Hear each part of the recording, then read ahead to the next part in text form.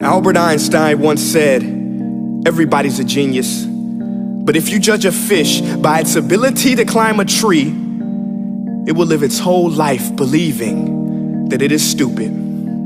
Ladies and gentlemen of the jury, today on trial we have modern day schooling. Glad you could come. Not only does he make fish climb trees, but also makes them climb down and do a 10-mile run. Tell me, school, are you proud of the things you've done? Turning millions of people into robots, do you find that fun? Do you realize how many kids relate to that fish?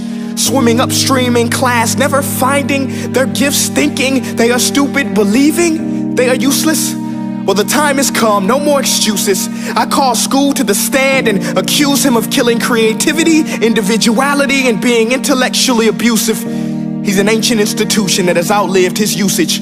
So, Your Honor, this concludes my opening statement, and if I may present the evidence of my case, I will prove it. Proceed. Exhibit A. Here's a modern day phone. Recognize it?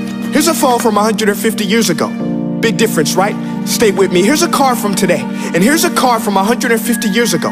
Big difference, right? Well, get this. Here's a classroom of today, and here's a class we used 150 years ago. Now ain't that a shame? In literally more than a century, nothing has changed. Yet you claim to prepare students for the future? But with evidence like that, I must ask, do you prepare students for the future or the past? I did a background check on you and let the record show that you were made to train people to work in factories, which explains why you put students in straight rows, nice and neat, tell them sit still, raise your hand if you want to speak, give them a short break to eat, and for 8 hours a day, tell them what to think. Oh, and make them compete to get an A letter which determines product quality, hence grade A of meat.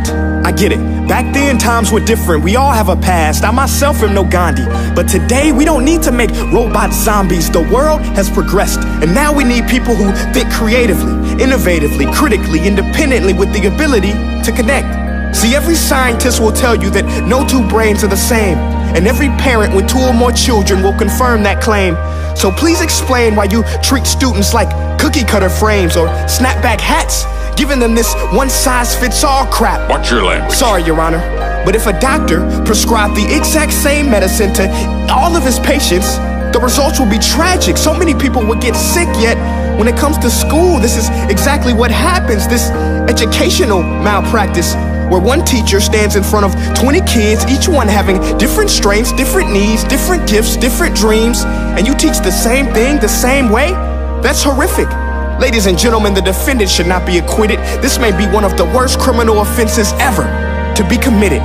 And let's mention the way you treat your employees. Objection. Overruled. I want to hear this. It's a shame. I mean, teachers have the most important job on the planet, yet they're underpaid? No wonder so many students are short-changed.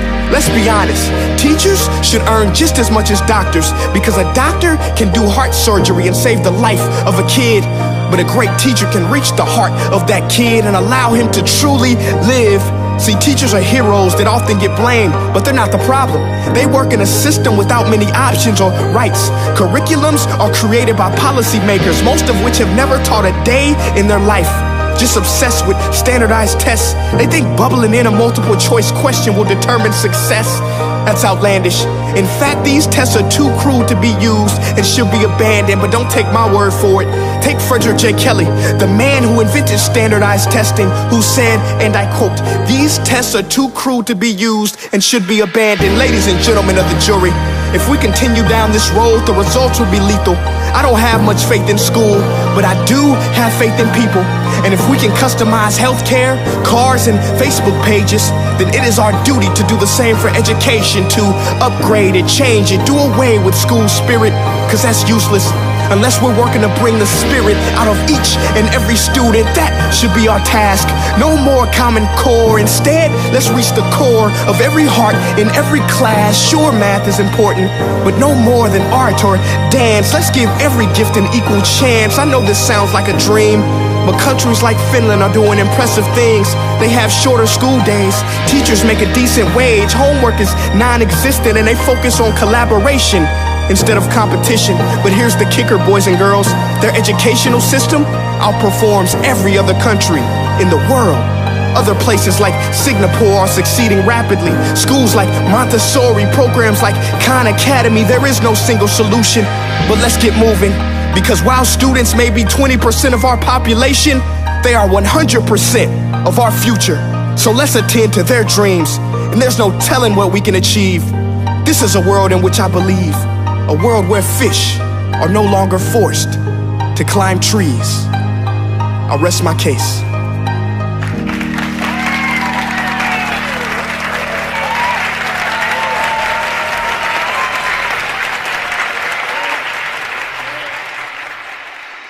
Hey guys, my name is Prince EA, and I want to say thank you so much for watching my video. But now, I want to know what you think.